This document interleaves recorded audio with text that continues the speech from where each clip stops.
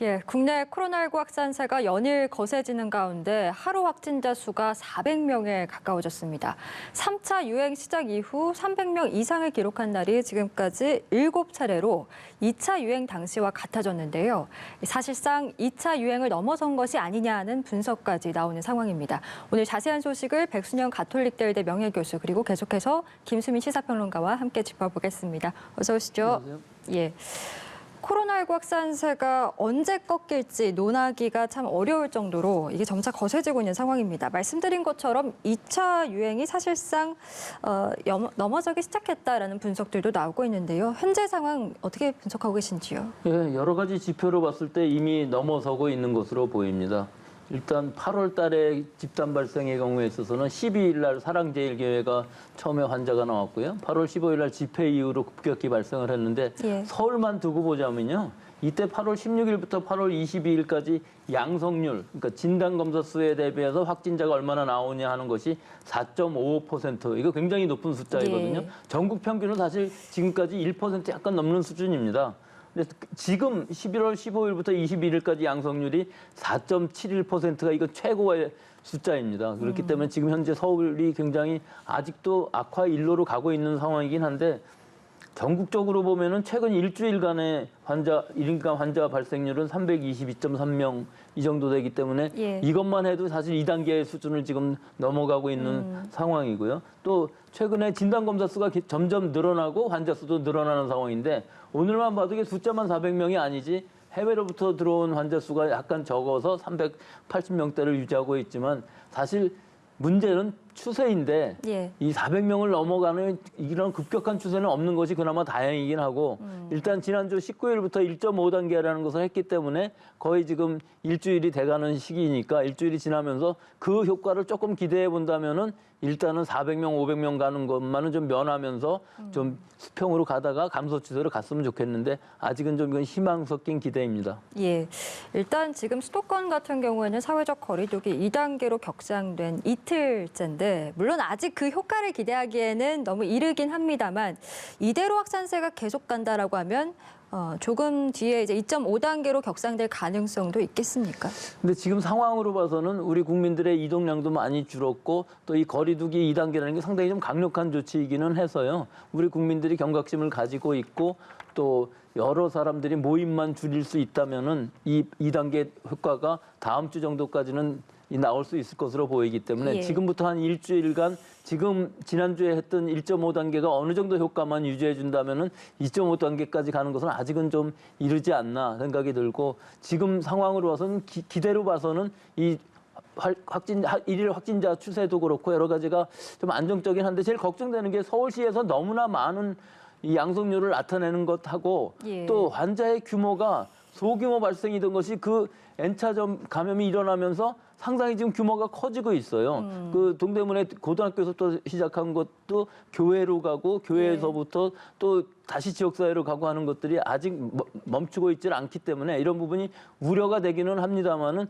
사실 범위가 더 커진다든지 전국적으로도 굉장히 많은 폭발적인 증가가 있다고 보기는 아직은 어렵기 때문에 지금 상황은 뭐 좀 미버적이긴 합니다. 예, 양성률 얘기도 해주셨지만 저희 한 달 새 지금 집단 감염이 3배로 폭증했다라는 분석이 있습니다. 굉장히 눈에 띄는 분석인데 주로 가족 그리고 지인 모임을 통해서 집단 감염이 눈에 띄게 늘었습니다.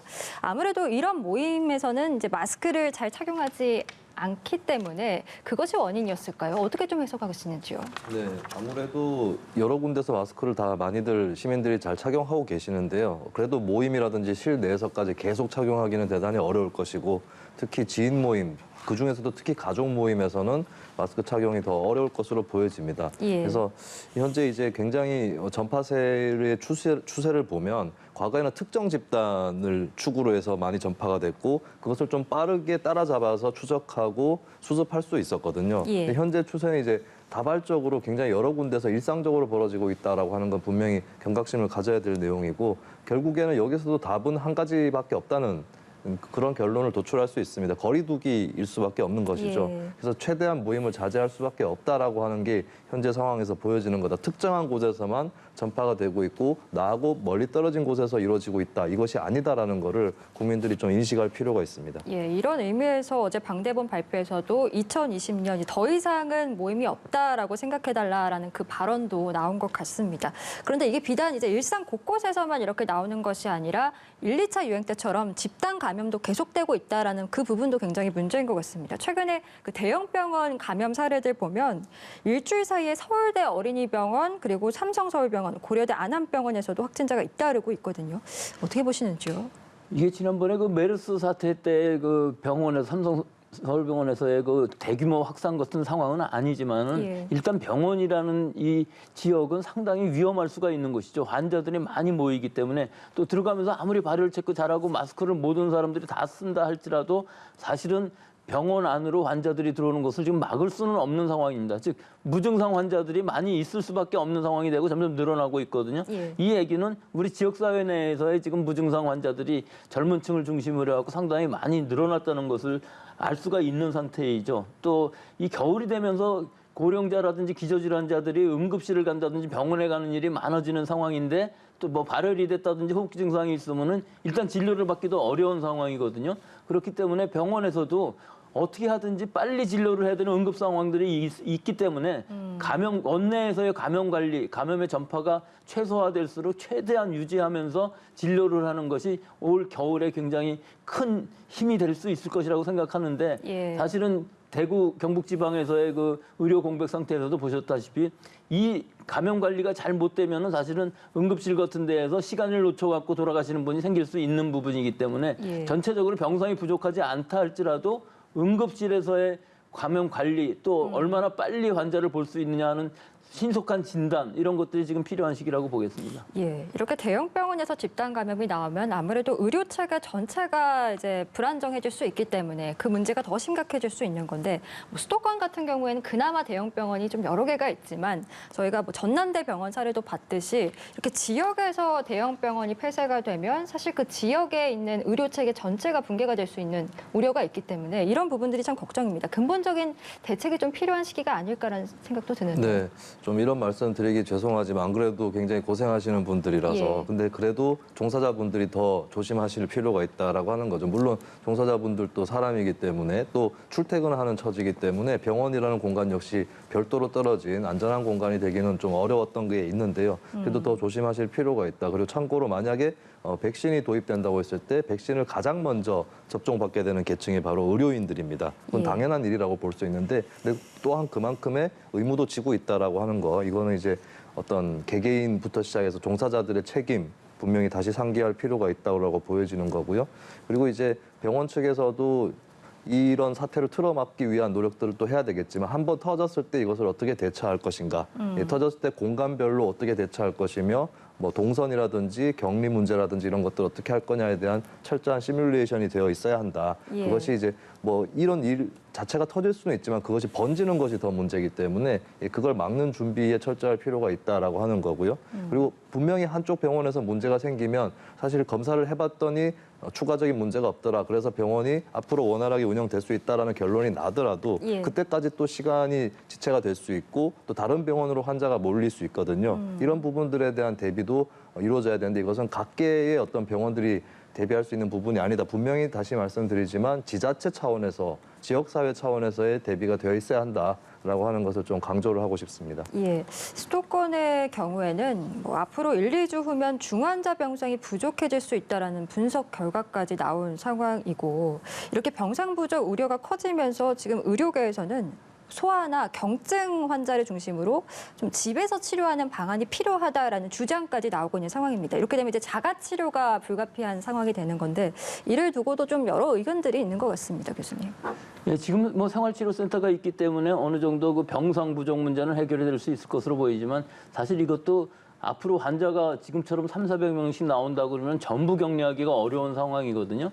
근데 뭐 소아뿐만 아니라 영유아의 경우에 있어서는 사실은 그 부모가 감염이 안 됐는데 아이들만 감염이 되었을 경우에는 부모가 같이 생활치료센터에 들어가는 수밖에 없는 상황이잖아요. 예. 그러니까 이런 것들은 즉 병원에 입원을 한다면은 그건 다른 문제죠. 치료가 필요한 부분은 다른 상황이지만 치료가 사실 별로 필요가 없는 경우들이 대부분이기 때문에 젊은 층이나 영유아, 소아인 경우에 있어서는 사실은 집안에서 격리를 하면서 보호를 해주는 즉 간병을 할 수 있는 분이 있다면은 여러 가지 자가격리 수칙을 잘 지킨다면은 충분히 치료를 받을 수 있는 뭐 치료라는 것이 결국 시간이 지나는 것을 기다리는 것밖에 없는 것이거든요. 증상이 없는 환자들이 상당히 많이 있기 때문에 무증상 경증일 경우에 있어서는 집안에서 따로 자면서 여러 가지 화장실 따로 쓰고 또 소독 잘하고 또 밥 따로 먹고 같이 얘기할 때에도 2m 거리 두기하고 마스크 쓰고 하는 것들 모든 것들을 잘 지킨다면은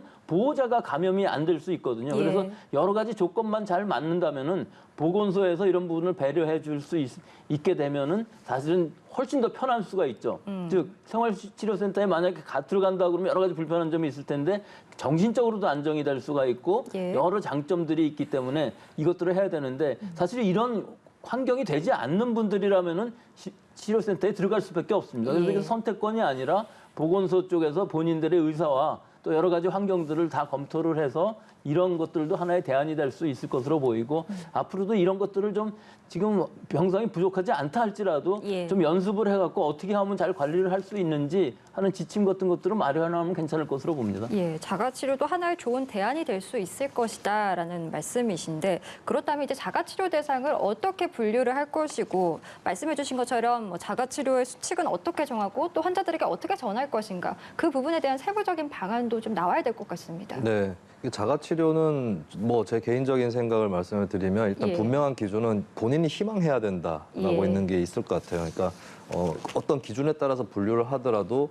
왜 내가 집에 가야 됩니까? 라고 불만을 표출하고 이것이 이제 여론 또 악화되는 계기가 될 수 있기 때문에 1차적으로는 희망사항을 물어보고 결정을 해야 될 것 같고요. 예. 그리고 이제 이 사람이 어떤 단순히 병증뿐만 아니라 가정 환경이라든지 이를테면 뭐 소득 수준이라든지 이런 것들 그리고 원래 주거 환경 이런 것들을 감안해서 이 사람이 자가치료를 했을 경우에 더 나빠질 가능성이 높다라고 판단이 된다면 예, 그런 경우는 자가치료를 하지 않는 것이 필요하겠죠. 그래서 이런 부분들을 좀 체크할 수 있는 그 매뉴얼들이 더 필요할 것으로 보이고 방금 말씀드렸지만 단순히 육체적인 상태뿐만 아니라 경제적이고 또 환경적인 부분들 이런 것들까지 고려한 종합적인 것들이 필요하다고 보여집니다. 그리고 예. 재택 치료를 추진을 하더라도 당장에 많은 숫자의 사람들을 그렇게 하기는 어려울 거거든요. 예. 그렇다면 현실적으로는 어쨌든 뭐 그 병상들은 중환자, 위중 환자 위주로 가더라도 경증 환자들이 일단은 아직은 생활치료센터 중심으로 가야 되지 않을까 네, 그렇게 보여집니다. 예, 알겠습니다.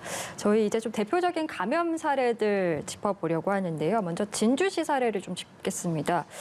진주시에 지금 확진자가 무더기로 나왔는데 제주도로 이 통장이 연수를 다녀왔다가 지금 집단 감염이 발생을 했습니다. 가족까지 포함해서 한 10여 명 정도 확진자가 발생을 했는데 이 통장들이 13곳의 읍면동에서 활동을 하는 분들이라고 합니다. 그렇다면 이제 주민들과의 접촉이 많을 수밖에 없는데 좀 우려가 됩니다. 어떻게 보시는지요? 그렇죠. 이거는 뭐 어쩔 수 없는 상황인 것이 한번 집단 발생이 나타나게 되면 거기서 가족 감염뿐만 아니라 지인 간의 접촉, 특히 이장 같은 경우에 있어서는 여러 사람들하고 접촉을 하게 되고 또 서로 잘 아는 사이이기 때문에 마스크 벗고 얘기하는 경우도 많이 생기고 예. 또 같이 식사한 경우, 같이 음주한 경우들이 많이 있을 수밖에 없어서 이 부분에 있어서는 사실은 동선을 다 체크하고 밀접 접촉자뿐만 아니라 밀접 접촉자의 또 접촉자까지도 하는 것이 좋을 것으로 보여요. 보통 일반적으로는 한 번 건너가면은 조심만 하지는 않는 상황인데 이렇게 시골 동네 같은 데에서 생겼을 경우에 있어서는 사실 누구든지 다 아는 사이들이기 때문에 예. 전부가 다 조심하면서